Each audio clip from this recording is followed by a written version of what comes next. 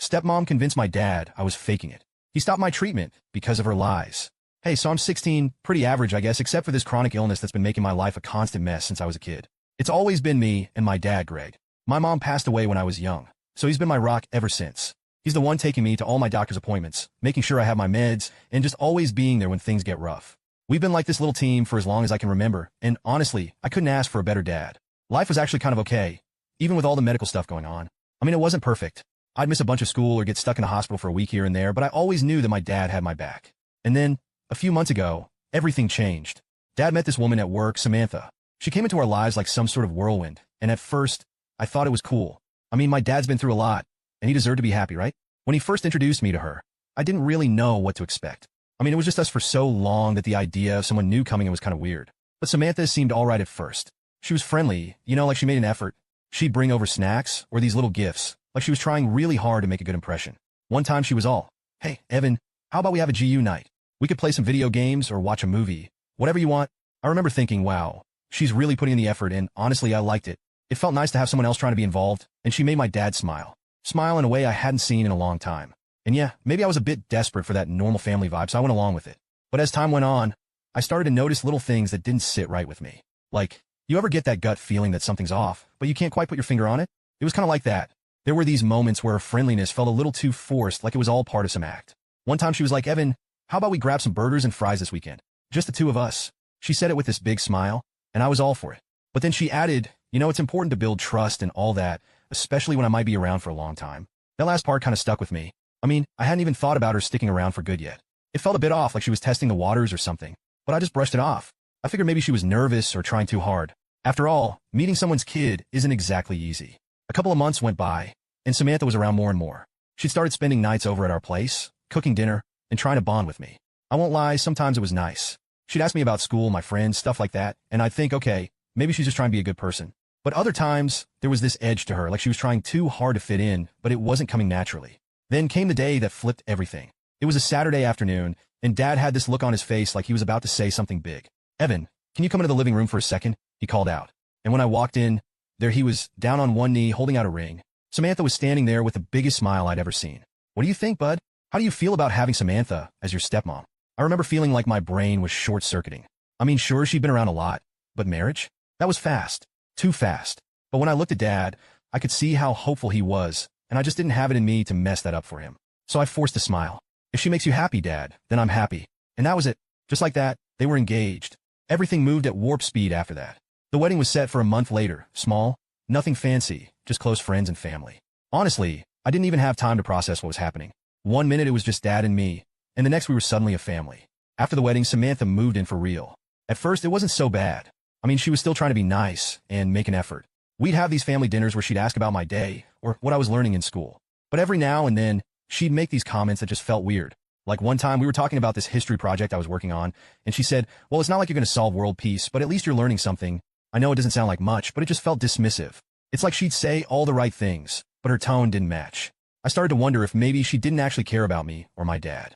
Maybe she just liked the idea of being part of a family, But things didn't really get to me until one night when I overheard her talking to Dad in the kitchen. I was coming down to grab a glass of water, and I heard her say, "Greg, I just want to make sure Evan likes me. It's important for me to feel accepted here." Dad was quick to reassure her, saying stuff like, "Of course he likes you, Sam. You've been great." But when I peeked around the corner, the look on her face wasn't relief.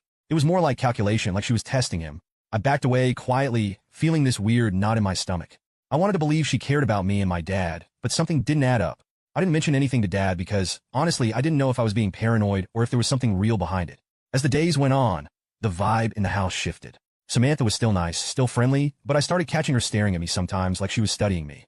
She'd ask these questions like, "Evan, do you ever feel like you want to change in your life? Something different?"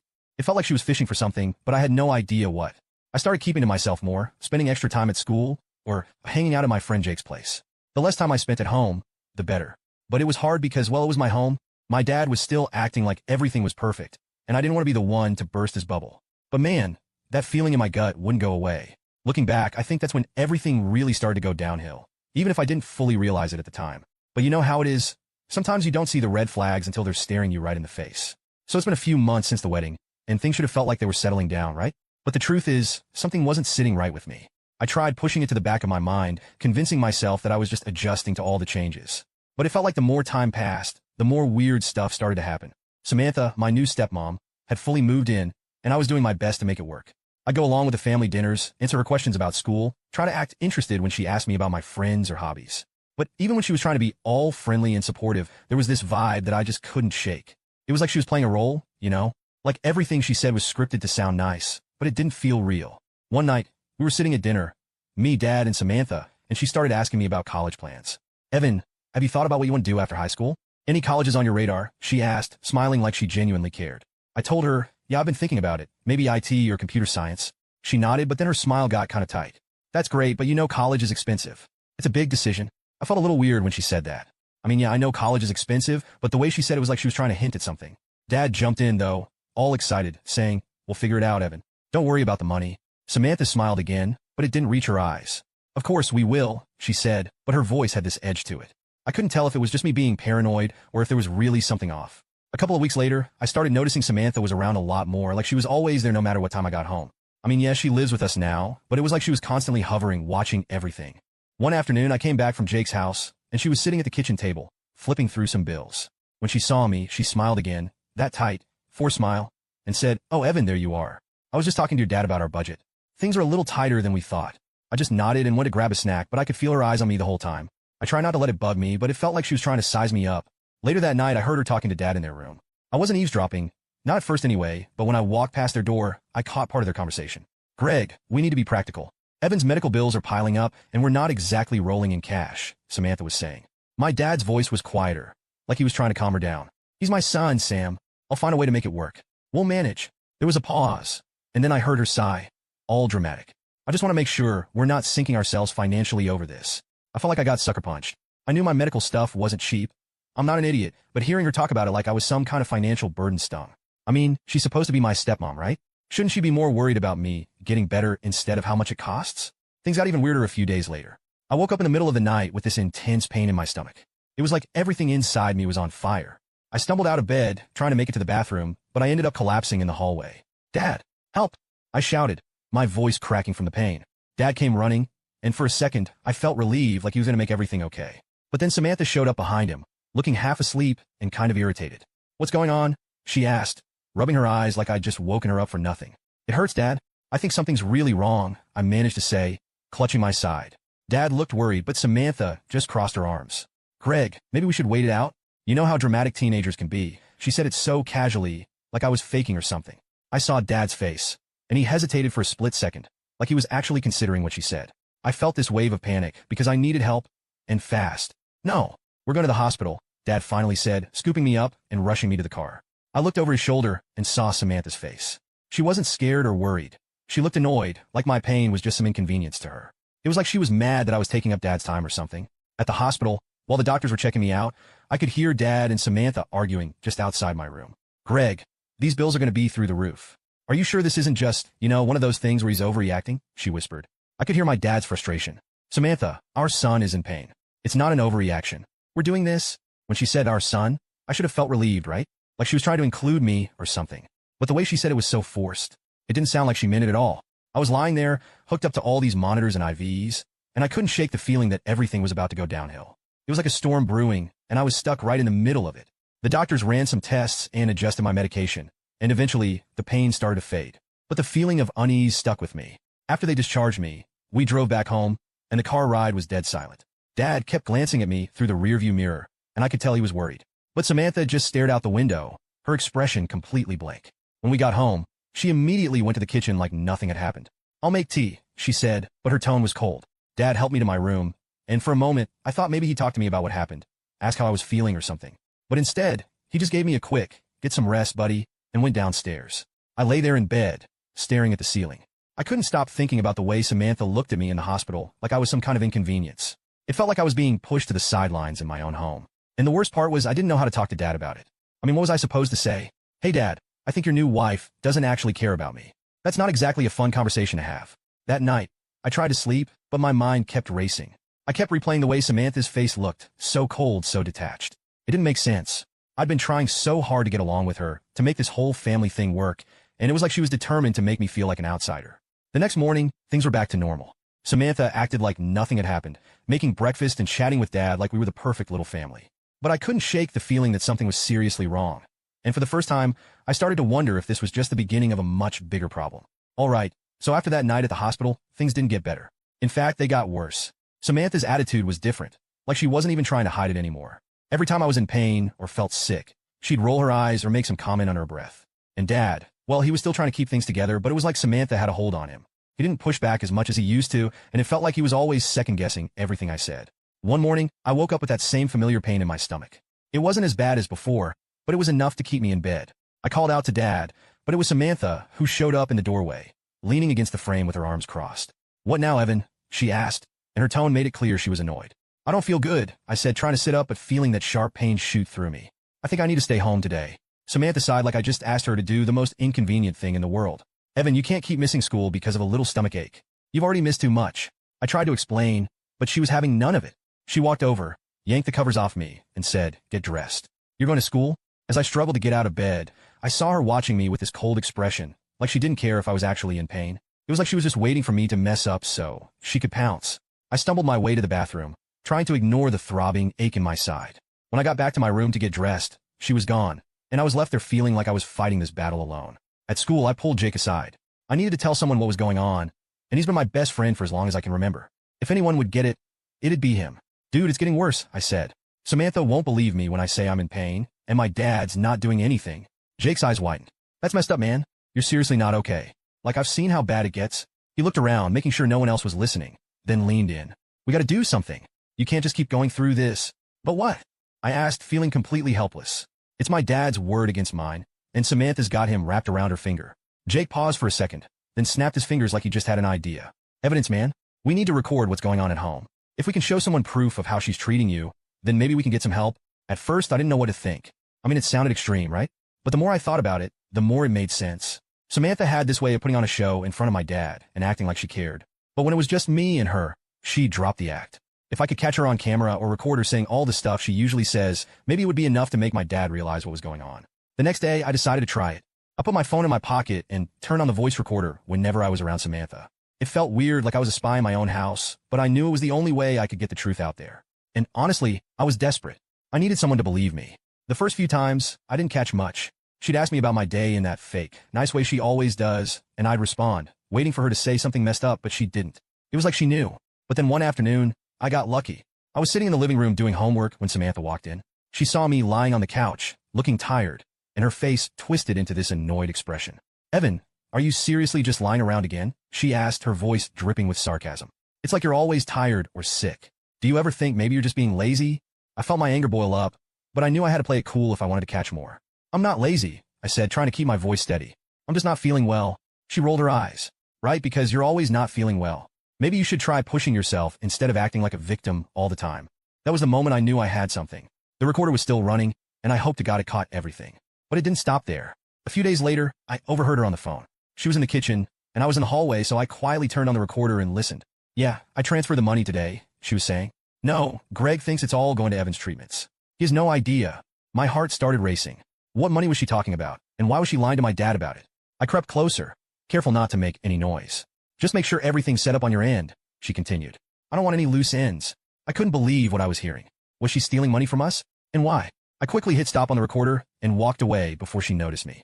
That night, I went to Jake's place. I needed to talk to him about what I found.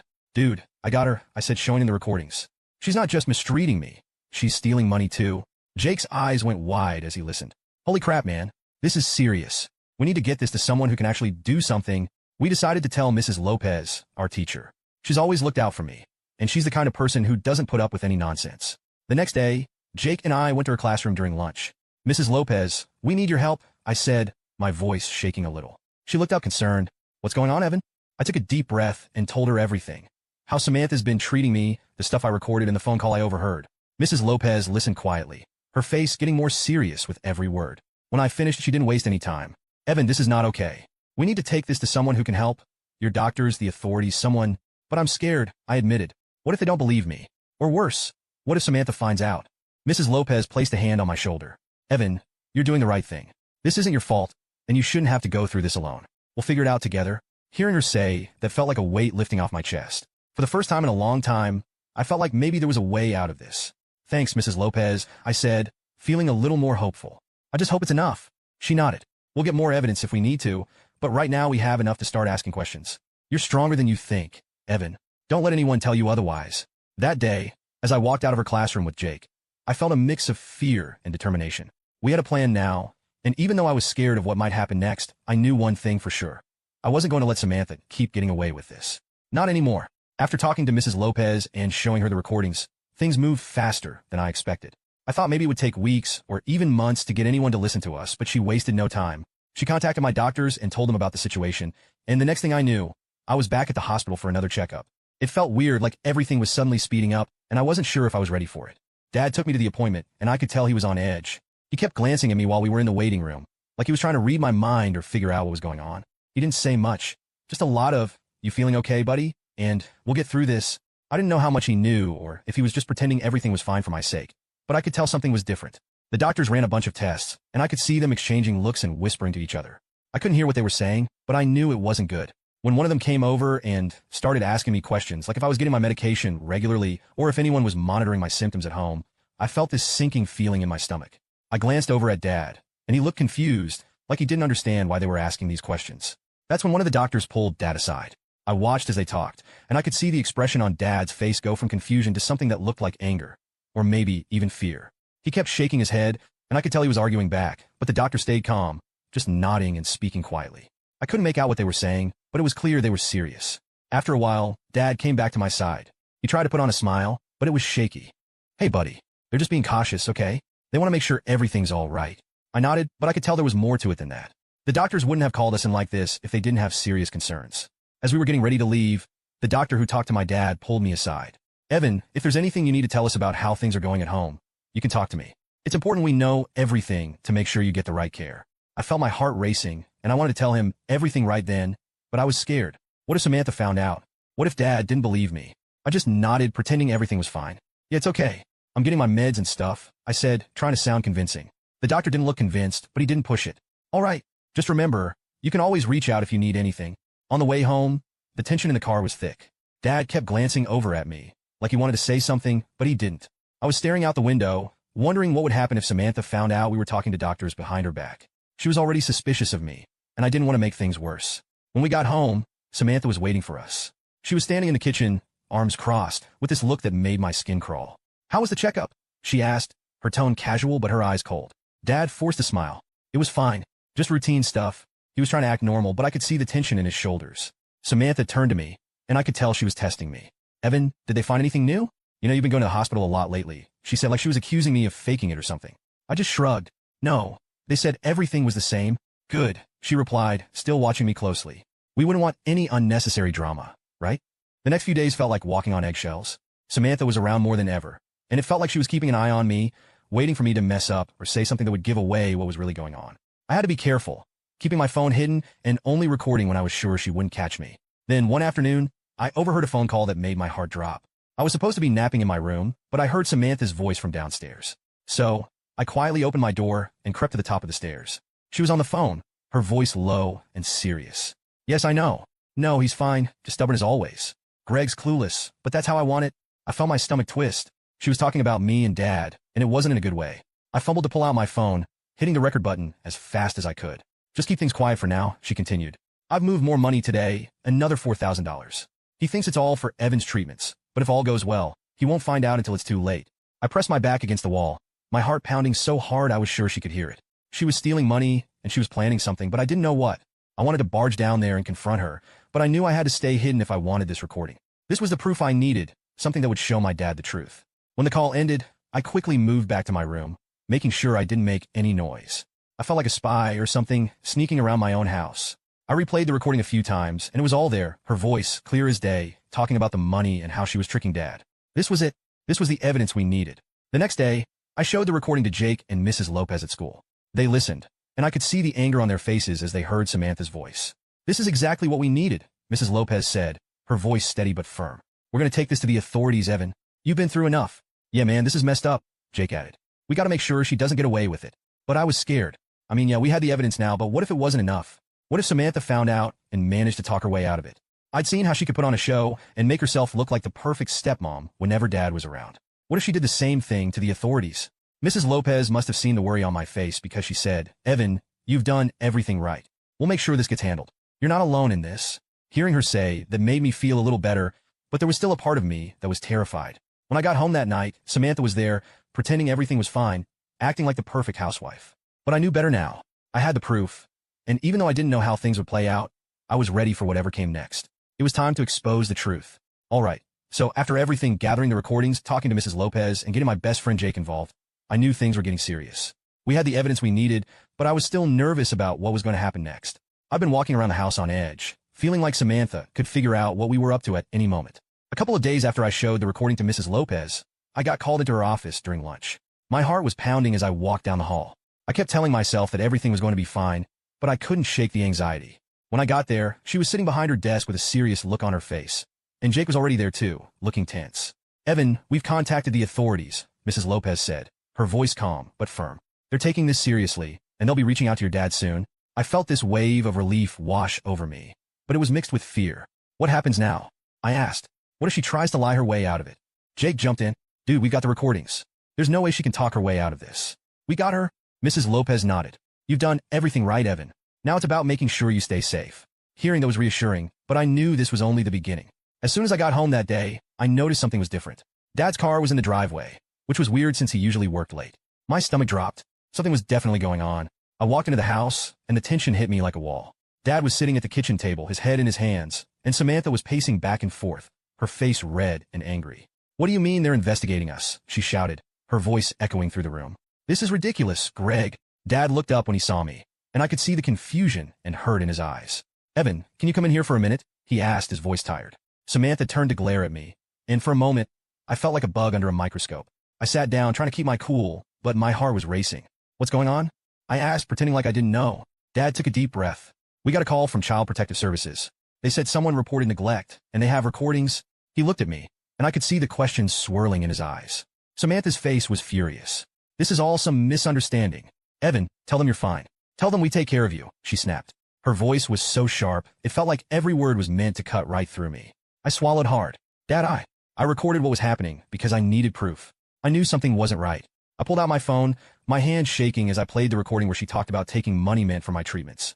Samantha's voice filled the room, and Dad's face went pale. She tried to grab my phone, but I pulled it back.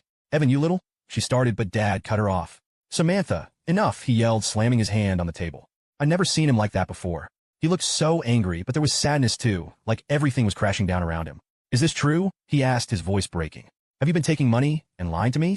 For a second, Samantha's face softened, and she tried to play the victim. "Greg, it's not what you think. I was just trying to manage things. You know how expensive Evan's treatments are. I was doing it for us, but I wasn't buying it, and this time, neither was Dad." He looked at me, and I could see something changing in his eyes, like he was finally seeing the truth. "Evan, go to your room," he said, his voice quiet. "I need to talk to Samantha alone." I didn't need to be told twice. I rushed to my room, but I left the door open just a crack so I could hear what was going on. I know I probably shouldn't have eavesdropped, but I needed to know how this was going to play out. As soon as I was out of sight, Samantha's tone changed completely. She was trying to spin the story, saying how she was just stressed and felt like she had no choice. But Dad wasn't having it. "You've been lying to me, Sam. You've been taking money meant for Evan's treatments and using it for God knows what. How could you do this?" Her response was cold. "I did what I had to. You were so focused on Evan that you weren't thinking straight. I was trying to protect us." I could feel my hands clenching into fists. She was still pretending like this was all for us, like she hadn't been making my life a living nightmare. It was silent for a while, and then I heard Dad's voice again, softer this time. "I can't believe I trusted you." There was something final in his tone, like he was done. "Pack your things. I want you out of this house by tonight." I didn't hear what she said next because it was mostly shouting and the sound of her stomping around the kitchen. I sat there on my bed, feeling a mix of relief and fear. Relief that my dad was finally standing up for me, but fear because I didn't know what Samantha would do next. I could hear her slamming things around, and it sounded like she was packing up to leave. A few hours later, Dad knocked on my door. "Evan, can we talk?" he asked, his voice sounding heavy. I nodded and let him in. He sat down next to me, and for a moment, he just stared at the floor like he was trying to figure out what to say. "I'm sorry, buddy," he finally said. "I should have believed you. I should have seen what was happening. But I didn't, and that's on me." He looked up at me, and I could see the guilt all over his face. "I failed you." I felt a lump in my throat, and I didn't know what to say. Part of me was still angry that it took him this long to see the truth, but another part of me just felt relieved that he was finally on my side. "It's okay, Dad," I said, even though it wasn't completely okay. We'll figure it out. He nodded, and for the first time in what felt like forever, I saw a small, genuine smile on his face. Yeah, we will. Later that night, I watched from my bedroom window as Samantha drove off, her car packed with bags. Part of me felt a little sorry for her, but mostly I felt relieved. It was like a weight had been lifted off my shoulders. For the first time, it felt like things might actually get better. Dad and I sat down that night and talked for hours. We went over everything. How things had been since Samantha moved in, all the stuff I'd been feeling but was too scared to say. It felt good to finally get it all out, and for the first time, he really listened. From now on, it's just you and me, he said. We're going to get through this together, and I'm not letting anything like this happen again. Hearing him say that made me feel safer than I had in a long time. As I went to bed that night, I knew things were still going to be tough, but for once I felt like we were actually going to be okay.